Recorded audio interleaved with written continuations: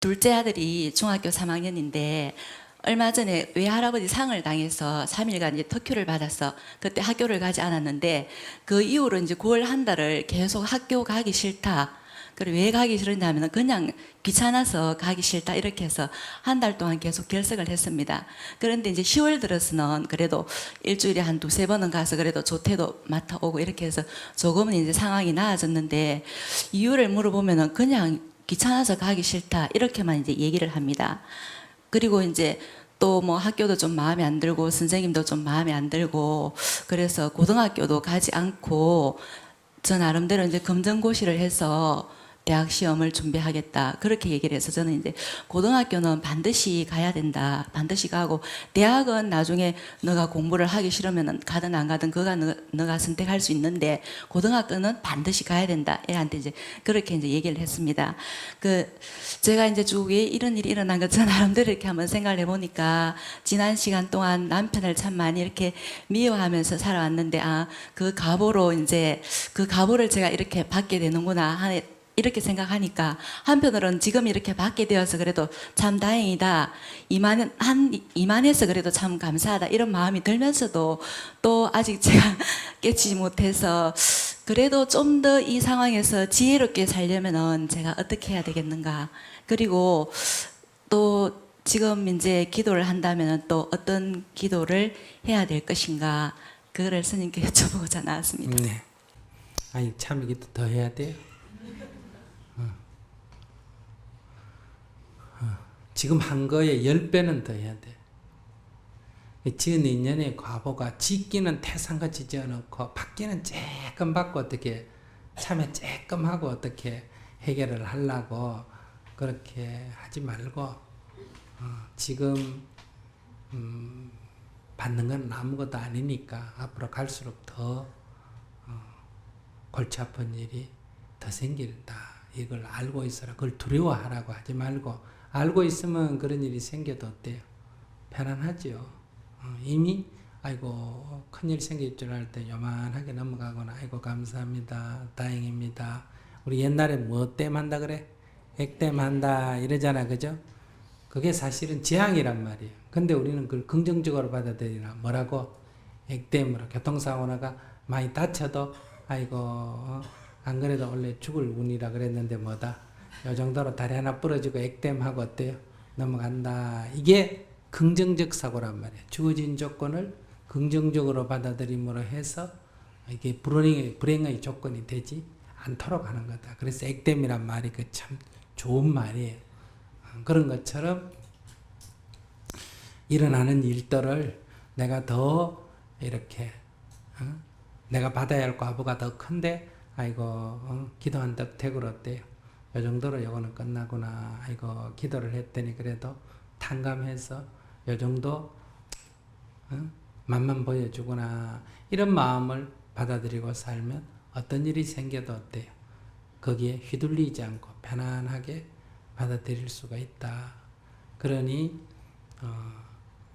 내가 남편 말 안 듣고 원망하고 했듯이 이유 없이 지금 참여하다 보니 별 이유도 없이 그냥 했듯이 아이도 지금 별 이유 없이 지금 방황을 하고 나를 속상하게 만든다 이렇게 생각하는데 아이 입장에서 돌아가서 내 그러한 인연이 아이의 마음이 되고 아이도 그로 인해서 방황을 하구나. 근데 아이 보고 그걸 깨우치면 좋지만은 미성년자니까 아이에게는 아직 책임이 없어요. 그러니까 아이가 20살이 넘어가 교담장도 갔다 오고 자기 스스로 뭔가 깨우칠 때까지는 엄마가 아이의 문제까지도 다 대신 참여를 해야 되고 대신 수행을 해야 된다. 이러니 그것을 대신하는 것은 남편에게 하는 거다. 아이에게 발생한 것은 아이를 어떻게 하려고 하면 안 되고 내가 남편에게 참여하면 할수록 어때요? 그 공덕으로 아이에게 조금이라도 덕이 된다. 그리고 아이가 이런저런 저항을 할 때 야단을 치거나 때리거나 화를 내거나 그런 것보다는 아이고 내가 지은 인연으로 애가 저 힘들게 살구나 이렇게 이해하는 마음을 낸다. 이해하는 마음을 낸다는 것은 아이의 행동이 옳다는 게 아니다 이 말이에요. 남편이 술을 먹고 들어오는 건 잘했다는 게 아니에요. 사업도 안 되고 대화도 안 되니 저 사람이 가슴이 답답하니 술을 먹고 저렇게 풀구나 이렇게 이해하라는 거예요. 그게 옳다는 얘기가 아니다. 이해하면 누구 마음이 편해진다? 내 마음이 편해져. 어차피 그 일은 일어나는 건데 그것을 보는 내가 편안하다 이런 얘기. 어차피 아이는 앞으로 사춘기를 지나면서 이런저런 말썽을 피우고 저항을 할 거예요. 그러나 내가 이해를 하게 되면 어때요? 그것을 내가 편안하게 지켜봐 줄 수가 있다. 그걸 이해 못하면 그게 같이 휘둘려 가지고 어때요? 사내 중내하고 일을 더 크게 만든다 이 말이에요. 그러니까 내가 남편에게 참회 기도를 하면서 아이를 가만히 지켜본다. 학교 가겠다는 것도 지켜보고 공부 안 하겠다는 것도 지켜보고. 그러나 이것은 엄마의 성질대로 하려는 게 이해 위에서, 이해하는 위에서 그래도 바른 길은 찬찬히 일러주는 게 좋다 이런 얘기예요. 지금 뭐 학교 안 가겠다 하는 게 특별한 이유가 없지 않습니까? 그죠? 그러니까 가기 싫은 거는 이해하지만 그러나 인간이 싫다고 다 안 하는 게 세상살이가 아니다. 세상은 때로는 싫어도 해야 될 때가 있고 좋아도 어때요? 안 해야 될 게 있다. 그러니까 이만한 나이, 너만한 나이 때는 공부는 하기 싫어도 어때요? 해야 되는 거다. 노는 거는 하고 싶어도 어때요? 멈춰야 되는 거다. 성장기에는 밥을 먹고 싶더라도 너무 많이 먹으면 안 되고 먹기 싫더라도 안 먹으면 안 된다. 이런 게 있단 말이에요.